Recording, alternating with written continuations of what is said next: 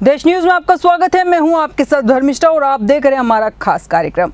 हम जिला अध्यक्षों को और ज्यादा पॉलिटिकल पावर देना चाहते हैं। उनकी जिम्मेदारी और जवाबदेही दोनों तय करेंगे। जिला अध्यक्षों को पावरफुल बनाकर हम ब्लॉक, मंडल, गांव, देहात और बूथ स्तर तक अपनी पहुंच बनाना चाहते हैं।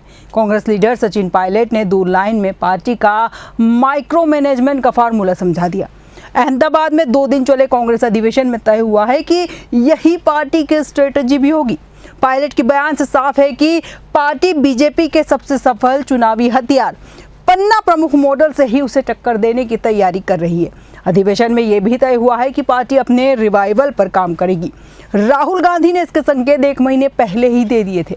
8 मार्च को अहमदाबाद में राहुल गांधी की पार्टी कार्यकर्ता के बीच सार्वजनिक मंच पर नाराजगी दिखी। राहुल ने कहा था कि गुजरात कांग्रेस में 2 तरह के लीडर थे। एक वो हैं जो जनता के साथ खड़े हैं, दूसरे वो हैं जो जनता से कटे हुए हैं और उनमें से कुछ बीजेपी से मिले हैं। कांग्रेस रेस का घोड़ा बारात में भेज देती है और बारात का घोड़ा रेस में भेज देती है। पार्टी में नेताओं की कमी नहीं है। अगर सख्त कार्रवाई में 30 से 40 लोगों को निकालना पड़े तो निकाल देना चाहिए। कांग्रेस के अधिवेशन में भी इस पर मंथन हुआ। इसे मिशन गुजरात का शंखनाद माना जा रहा है। पार्टी भीतर घातियों यानी स्लीपर सेल पर नकेल कसकर जमीनी नेताओं को पावर देने की तैयारी में है। इसके जरिए पार्टी की न सिर्फ गुजरात जीतने की तैयारी है, बल्कि इसका इम्पैक्ट बिहार और बाकी राज्यों में होने वाले चुनाव में भी देखने को मिलेगा। कांग्रेस वर्किंग कमेटी यानी CWC की बैठक में देश भर से ऑल इंडिया कांग्रेस कमेटी यानी AICC के प्रतिनिधियों ने हिस्सा लिया। इसमें पार्टी को मजबूत करने और उसे आगे ले जाने की जिस स्ट्रेटजी पर चर्चा हुई, पार्टी लीडर्स के बयानों से इस पर मोहर भी लगती है। बीजेपी की तरह पन्ना प्रमुख जैसी व्यवस्था पर पूर्व कांग्रेस विधायक गयासुद्दीन शेख कहते हैं कि रणनीति यह है कि पार्टी माइक्रो मैनेजमेंट की तैयारी में है। इसे तालुका और ग्राम स्तर तक ले जाया जाएगा। वे आगे कहते हैं कि राहुल गांधी ने संसद में कहा था कि लिख कर ले लो, गुजरात जीत कर दिखाएंगे। वो जानते हैं कि ये आसान नहीं है, इसके लिए संघर्ष और मेहनत करनी पड़ेगी। यही वजह है कि उन्होंने गुजरात आकर शादी के घोड़े और रेस के घोड़े यानी काम करने वाले और सिर्फ पद पर बैठे रहने वालों को अलग करने और पार्टी में रहकर बीजेपी के लिए स्लीपर सेल का काम करने वालों को बाहर निकालने की बात कही है। राहुल ने गुजरात की स्थिति को बारीकी से समझ लिया है। गुजरात में आज भी बीजेपी से ज्यादा कांग्रेस कार्यकर्ता है, लेकिन 30 साल से सत्ता से बाहर रहने और कुछ गलतियों के कारण निष्क्रिय हो गए हैं।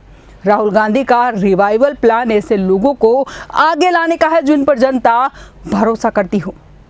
दिल्ली में उन्होंने सभी जिला अध्यक्षों को बुलाकर उन्हें ज़्यादा अधिकार देने की बात कही है, ताकि वो किसी के कंट्रोल में न रहे और अपने तरीके से काम कर सके। कोई एक नेता सिर्फ अपने ही लोगों को आगे न बढ़ा पाए। ये एक लंबा संघर्ष है और इसके लिए मेहनत करनी होगी। गुजरात में 64 साल बाद अधिवेशन होने पर शेख ईमानदारी से मानते हैं कि कांग्रेस यहाँ 30 साल से सत्ता में नहीं है। हमारी नीति, रणनीति और रणनीतिकार सब फेल रहे। जिन्हें नेतृत्व मिला वे भी नाकाम रहे। यही वजह है कि राहुल गांधी अब नई योजना और नई सोच के साथ आगे आ रहे हैं। हमारा पहला टारगेट यहाँ दिसंबर में होने वाले जिला, तालुका और म्यूनिसिपल कॉरपोरेशन के चुनाव होंगे। इसी के जरिए हम 2027 के गुजरात विधानसभा चुनाव की तैयारी करेंगे। शेख का मानना है कि अधिवेशन के बाद गुजरात में एक नई कांग्रेस उभर कर सामने आएगी। राहुल गांधी ने सार्वजनिक मंच से वैसे ही पार्टी की कमियां गिनाई हैं, जैसे मां अपने बच्चों को डांटती है। इससे उनका मिशन साफ नजर आता है। अधिवेशन के कारण शायद अब तक कोई बड़ा एक्शन नहीं लिया गया, लेकिन उम्मीद है कि अधिवेशन पूरा होते ही मिशन गुजरात शुरू होगा। CWC की बैठक का मैनेजमेंट देखने वाले अहमदाबाद कांग्रेस के नेता मनीष दोशी मानते हैं कि गुजरात में पार्टी के रिवाइवल को लेकर फैसला लिया गया है। तय हुआ है कि पार्टी अपनी कमियां दूर करेगी। जहां भी जरूरत होगी बदलाव किए जाएंगे। राहुल गांधी ने पार्टी में रहकर दूसरों के लिए काम कर रहे वर्कर का मुद्दा उठाया। ये एक लोकतांत्रिक कदम है, ये भक्ति वाली राजनीति नहीं। कांग्रेस बूथ लेवल पर अपनी पकड़ मजबूत करना चाहती और यही हमारी स्ट्रेटजी है, क्योंकि इसके बिना हम सफल नहीं हो सकते। इससे पंचायत और गांव के लेवल पर पार्टी को मजबूती मिलेगी और इससे सत्ता एक जगह केंद्रित न होकर अलग अलग क्षेत्रों और स्तर पर बंट जाएगी। राहुल गांधी और राजीव गांधी ने हमेशा इसी को अहमियत भी दी है। कांग्रेस के पन्ना प्रमुख का मॉडल अपनाने की तैयारी पर मनीष कहते हैं कि हम उनकी नकल नहीं कर रहे। उनका मॉडल लूट का पन्ना प्रमुख है, जो भ्रष्टाचार को बढ़ावा देता है। अब देख सकते हैं कि कैसे उनके लोग रातों रात अमीर हो जाते हैं। हम उनके इस लूट मॉडल के खिलाफ हैं। महात्मा गांधी, सरदार पटेल के सत्य, अहिंसा और मूल्यों के साथ गांव-गांव तक जाएंगे। बीजेपी का पन्ना प्रमुख मॉडल पार्टी कार्यकर्ताओं को वोटरों से जोड़ता है ताकि चुनाव जीता जा सके। वोटर लिस्ट का पन्ना, वोटर लिस्ट को छोटे छोटे पन्नों में बांटा जाता है। एक पन्ने में 3 से 60 वोटरों के नाम होते हैं। पन्ना प्रमुख, हर पन्ने के लिए एक कार्यकर्ता को पन्ना प्रमुख बनाया जाता है। ये वही लोग होते हैं जो उस इलाके को अच्छे से जानते हैं। पन्ना प्रमुख अपने पन्ने के लोगों से मिलता है, उनकी बात सुनता है, बीजेपी की बात बताता है और उन्हें वोट डालने के लिए तैयार करता है। टारगेट, हर बूथ पर बीजेपी को ज़्यादा से ज़्यादा वोट दिलाना।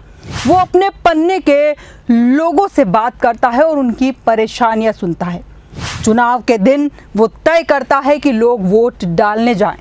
पार्टी को बताता है कि लोग क्या सोचते हैं। ये तरीका फायदेमंद साबित होता है। बीजेपी को हर छोटे स्तर पर मजबूत बनाता है। 2014 और 2019 के चुनाव में पार्टी को इससे बहुत मदद मिली। ये आसान लेकिन बहुत असरदार है क्योंकि ये सीधे लोगों तक पहुंचता है। कांग्रेस ने 2022 में उदयपुर में नवसंकल्प चिंतन शिविर में संगठनात्मक सुधार का ऐलान किया था। इसके तहत 3 नए विभाग और एक व्यक्ति एक पद की नीति अपनाई जाएगी। 3 नए विभाग बनाने का फैसला। पब्लिक इंसाइट डिपार्टमेंट, राष्ट्रीय training institute, election management department. संगठन के लेवल पर सुधार, एक परिवार एक टिकट की पॉलिसी। 5 साल से ज्यादा पार्टी के किसी एक पद पर कोई नहीं रहेगा। 50 साल से कम उम्र के लोगों को पार्टी के 50% पद। जनता से जुड़ने के लिए पद यात्रा और जनता दरबार जैसे प्रोग्राम पर जोर। ब्लॉक, मंडल, शहर और जिला स्तर पर पारंपरिक कांग्रेस कमेटियों को भंग कर उनकी जगह पोलिंग बूथ, विधानसभा और लोकसभा क्षेत्रों के आधार पर नई इकाइयां बनाने की बात भी की गई है। आने वाले दिनों में कांग्रेस नए जोश के साथ जनता की लड़ाई लड़ेगी।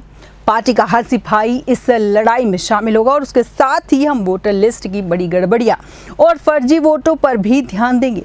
हम एक व्यक्ति एक वोट का अधिकार तय करना चाहते हैं और इस माइक्रो मैनेजमेंट के फॉर्मूले को कांग्रेस नेता सचिन पायलट ने अधिवेशन के दौरान ही कंफर्म कर दिया था।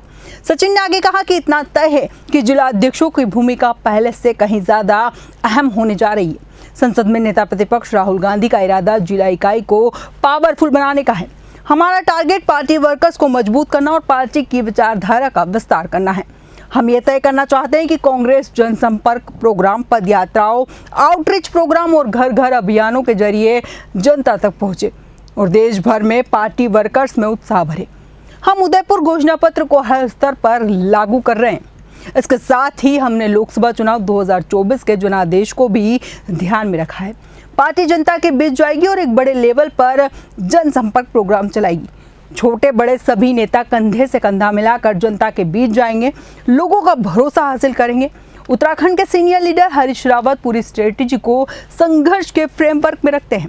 वे कहते हैं देश, लोकतंत्र और संविधान की जरूरत है कि संघर्ष हो। हम न्याय के उन मुद्दों पर संघर्ष करेंगे जहां सत्ता अन्याय करती हुई दिखाई देगी। आने वाले चुनाव के साथ सभी पॉलिटिकल मूवमेंट इसी संघर्ष के इर्द गिर्द केंद्रित होंगे।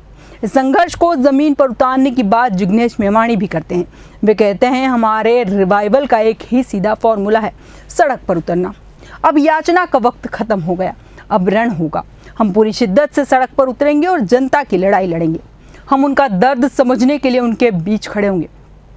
एक्सपर्ट मानते हैं कि कांग्रेस की कमजोर हालत के पीछे बीजेपी की सोची समझी स्ट्रेटजी है।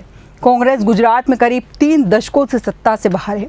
पार्टी की इस कमजोर हालत के पीछे क्या वजह है? क्या कांग्रेस की वापसी मुमकिन है? इस मामले में राजनीतिक विश्लेषकों का मानना है कि कांग्रेस के कमजोर होने की मेन वजह बीजेपी की सोची समझी स्ट्रेटेजी नहीं है। बीजेपी ने कांग्रेस के प्रभावशाली और जनाधार वाले नेताओं को धीरे धीरे अपनी पार्टी में शामिल कर लिया। शंकर सिंह वाघेला जैसे कद्दावर नेताओं का जाना इसका बड़ा उदाहरण है। वे आगे कहते हैं कि बीजेपी की रणनीति थी कि ऐसे कांग्रेसी नेताओं को तोड़ो जो अपनी ताकत पर चुनाव जीतते थे, न कि सिर्फ पार्टी के नाम पर। इससे कांग्रेस कमजोर होती गई। कांग्रेस की आंतरिक कमजोरियों को भी गिनाते हैं। वे कहते हैं कि कांग्रेस आलाकमान ने गुजरात कांग्रेस को सिर्फ कुछ लोकल नेताओं के भरोसे छोड़ दिया था। यहाँ गुटबाजी भी बहुत हावी रही और आलाकमान ने सिर्फ उन्हीं कुछ नेताओं की सुनी, जिसके कारण पार्टी की ये हालत हुई है। 2017 में पार्टी मजबूती से लड़ी और सत्ता के करीब पहुंची, लेकिन बहुमत से कुछ सीटें पीछे रह गई। इसके बाद बिखराव देखने को मिला। क्या बीजेपी आज भी कांग्रेस को अंदर से कमजोर करने की रणनीति पर चल रही है? इस बात से सहमत है कई राजनीतिक एक्सपर्ट। वे बताते हैं, ऐसा माना जाता है कि कांग्रेस में कुछ नेता ऐसे हैं जो पार्टी में रहते हुए बीजेपी से मिले हुए हैं। इन्हीं लोगों की वजह से कांग्रेस की आज ये हालत हुई है। अहम बात यह है कि राहुल गांधी ने भी गुजरात दौरे पर इस समस्या को माना और ऐसे लोगों की पहचान कर साइडलाइन करने का मैसेज दिया है। हालिया सीडब्ल्यूसी बैठक और मंथन के बाद गुजरात कांग्रेस में खासकर वहां के शीर्ष नेतृत्व में बड़े बदलाव देखने को मिल सकते हैं। क्या कांग्रेस अपनाएगी बीजेपी का पन्ना प्रमुख मॉडल? कांग्रेस सत्ता में वापसी के लिए अब बीजेपी के सफल चुनावी मॉडल को अपनाने का विचार कर रही है। सीडब्ल्यूसी बैठकों में संकेत मिल रहे हैं कि कांग्रेस अब बीजेपी की तरह माइक्रो मैनेजमेंट पर ध्यान देगी। वे शायद सीधे तौर पर पन्ना प्रमुख का नाम की नकल न करें, लेकिन वे बूथ मैनेजमेंट पर जोर देंगे। तरीका बीजेपी जैसा ही हो सकता है, लेकिन उसे अलग नाम दिया जाएगा ताकि नकल ना लगे। और बीजेपी को हराने के लिए कांग्रेस के पास इसके अलावा शायद कोई विकल्प नहीं। यही फार्मूला हर पेज के वोटरों तक पहुंचना बीजेपी के लिए बेहद कारगर साबित हुआ, जिसने उन्हें गुजरात में 2025 के विधानसभा चुनाव में 156 सीटें दिलवाई थी। तमाम चुनौतियों और कमजोरियों के बावजूद राजनीतिक विश्लेषक मानते हैं कि मौजूदा हालात में कांग्रेस के लिए वापसी बेहद मुश्किल है, लेकिन राजनीति में कुछ भी स्थायी नहीं होता।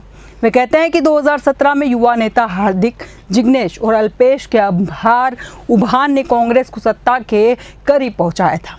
हालांकि पार्टी उस लय को बरकरार नहीं रख पाई, फिर भी उम्मीद नहीं छोड़नी चाहिए। राजनीति में कुछ भी संभव है। अब देखना दिलचस्प होगा कि बीजेपी की रणनीति को फॉलो कर कांग्रेस मैदान में कितना दम दिखा पाएगी। हमारे आज के खास कार्यक्रम में इतना ही। बने रहिए देश न्यूज़ के साथ।